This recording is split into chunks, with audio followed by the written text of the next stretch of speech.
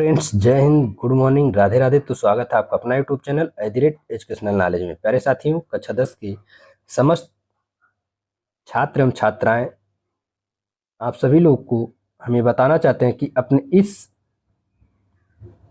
छोटे वीडियो के माध्यम से जो भी प्रश्न हम बहुविकल्पी कराएंगे, पक्का अगर आप लोग इस वीडियो को देख रहे हैं तो 20 में 20 प्रश्न आपके फंसेंगे। तो हम चैप्टर वाइज इसे शुरू करेंगे। पहले हम लेते हैं इतिहास को, और ये आप ही का गाइड है, बस हम उसमें से इम्पोर्टेंट प्रश्न को स्टडी करके छांट करके ले करके आए हैं। चलिए शुरू करते हैं आज का क्लास। आप लोग 1 से 2 बार वीडियो देखिए, अपने आप ये क्वेश्चंस याद हो जाएंगे, और ये कहीं ना कहीं आपके पेपर में पूछा गया है और ये प्रश्न आया हुआ है। दिया है वियना कांग्रेस किस वर्ष संपन्न हुआ? 1815 ईस्वी में, 1715 ईस्वी में, 1915 में, 1615 में। तो ये आपका 1815 में संपन्न हुआ था। हम उसी प्रश्न को करवाएंगे जो पूछा गया है या जो आने की संभावना है। फालतू प्रश्नों को हम छोड़ते हुए आगे बढ़ेंगे, क्योंकि अब आपके पास इतना समय नहीं है कि प्रत्येक प्रश्न को बड़े आराम से देखते हुए आगे बढ़ें। इटली का एकीकरण कब संपन्न हुआ था? 1815 से 1871 ईस्वी में। अगला विकल्प है 1870 से 1874 ईस्वी में, 1874 से 1876 ईस्वी में। देखेंगे घ 1875 से 1879 ईस्वी में। तो यहाँ देखेंगे विकल्प नंबर क 1815 से 1871 ईस्वी में इटली का एकीकरण किया गया था या संपन्न हुआ था। बहुत ही इंपॉर्टेंट है, आप लोग इसे अच्छे से 1 से 2 बार देख लें और याद कर लें। दिया है अर्नेस्ट रेनन कौन थे? जर्मन दार्शनिक, फ्रांसीसी दार्शनिक, इटली का दार्शनिक, इंग्लैंड का दार्शनिक। तो ये ऑप्शन नंबर ख हो जाएगा, फ्रांसीसी दार्शनिक थे। राष्ट्रवाद का प्रारंभ किस देश से हुआ? वह देश कौन है? तो ऑप्शन नंबर क जर्मनी, ख इटली, ग फ्रांस और घ इंग्लैंड। तो आप लोग ध्यान देंगे, यह फ्रांस है। फ्रांस में गणतंत्र की घोषणा किस वर्ष हुई? 1815 में। अगला ऑप्शन 1830 में, 1848 में, 1871 में। तो ऑप्शन नंबर ग हो जाएगा 1848 में फ्रांस में गणतंत्र की घोषणा हुई। नेपोलियन का संबंध किस देश से था?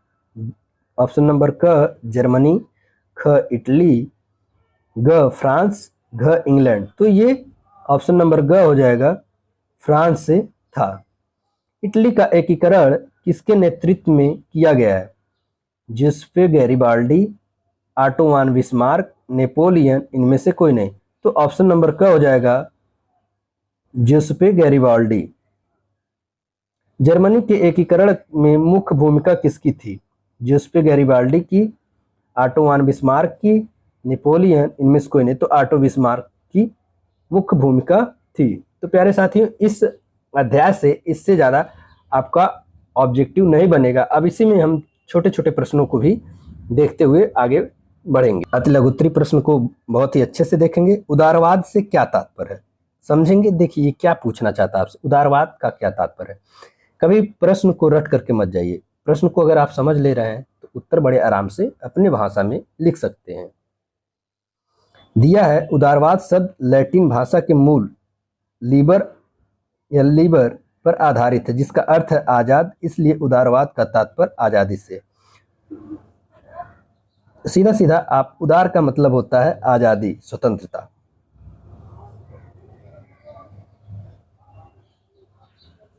विलियम प्रथम कौन था? विलियम प्रथम प्रुसा के सम्राट फ्रेडरिक विलियम चतुर्थ का भाई और रीजेंट था। 1858 में वह प्रुसा और बाद में जर्मन साम्राज्य का सम्राट बना। इसलिए इस प्रश्न को थोड़ा सा देखना जरूरी है, कभी कभी पूछ लेता है। फ्रांस की क्रांति के 2 परिणाम बताइए। यूरोप, तो 2 परिणाम क्या क्या हो सकते हैं? यूरोप की पुरातन व्यवस्था का अंत, यानी जो पुराने व्यवस्थाओं पे वो चला आ रहा था, जो उनके पुराने कानून थे, उसका अंत किया गया। मध्यकालीन समाज की सामंती व्यवस्था का अंत। तो ये दो कारण थे। कभी कभी प्यारे साथियों पूछ लेता है, तो इस प्रश्न को भी हम इस वीडियो में पूरा करेंगे। दिया है इटली के एकीकरण का वर्णन कीजिए, पूछता है ये प्रश्न। एक बार आप लोग देख लेंगे, समझ लेंगे, फिर आगे बढ़ेंगे। इटली का राष्ट्रीय एकीकरण आधुनिक यूरोप के इतिहास की एक महत्वपूर्ण घटना है। इटली की एकता को स्थापित करने के लिए अनेक देशभक्तों ने उल्लेखनीय प्रयत्न किए। इन देशभक्तों में 4 नेताओं मैथ्सनी, गैरिबाल्डी, कावूर तथा विक्टर एमुनुअल को सर्वोच्च स्थान प्राप्त था। यानी ये 4 क्रांतिकारी थे जिन्होंने इटली के एकीकरण में अपनी पूरी सहयोग और समर्थन जताई। मैथ्सनी को इटली की एकता का पैगंबर, गैरिबाल्डी को इटली का सेना का निर्माता, कावूर को एक कुशल राजनीतिज्ञ तथा विक्टर इमैनुअल को इटली का विधायक कहा जाता है। तो ये बहुत ही इंपॉर्टेंट फैक्ट है, आप लोग देख लेंगे। इन महान देशभक्तों ने पृथक यानी अलग अलग साधन अपनाकर इटली के एकीकरण में महत्वपूर्ण योगदान दिया और स्वतंत्र इटली राष्ट्र का निर्माण किया। इटली के एकीकरण के इतिहास निम्नलिखित है। तो इसे आप लोग यहाँ तक नहीं देखेंगे, बस यहाँ तक अगर आपको याद हो जा रहा है तो इसे लिख करके भी आप प्रश्न का पूरा उत्तर पा सकते हैं। ये विस्तृत में नहीं पूछता है, लेकिन कभी कभी पूछ भी लेता है। तो प्यारे साथियों, ये था आज का हमारा पहला क्लास। अब इसी क्रम में हम रोजाना कुछ ना कुछ प्रश्नों को लेकर के आते रहेंगे। प्यारे साथियों, धन्यवाद। आप लोग अगर आप हमारे चैनल पे नए हैं तो चैनल को शेयर और सब्सक्राइब करना ना भूलिए। जय हिंद।